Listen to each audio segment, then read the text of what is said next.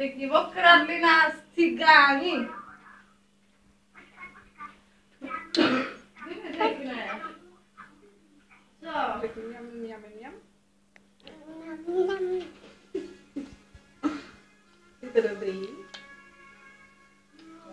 Je to dobrý, Sari?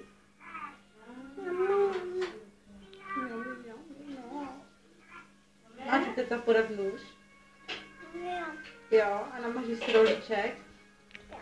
Jo, tak si ho namaž tou lžičkou, jo? Koukej, maminka dá nožíček, jo? A pomalinku, jo? Pomalinku. Počkej, rohlíček tady máš. Šičku si dej na stranu, jo?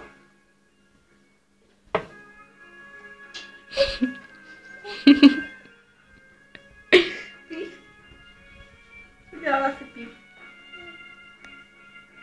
To byla máma.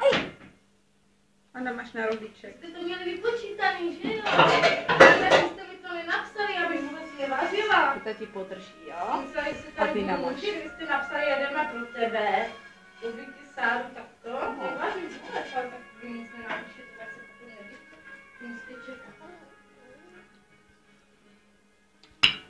To toho mám dát.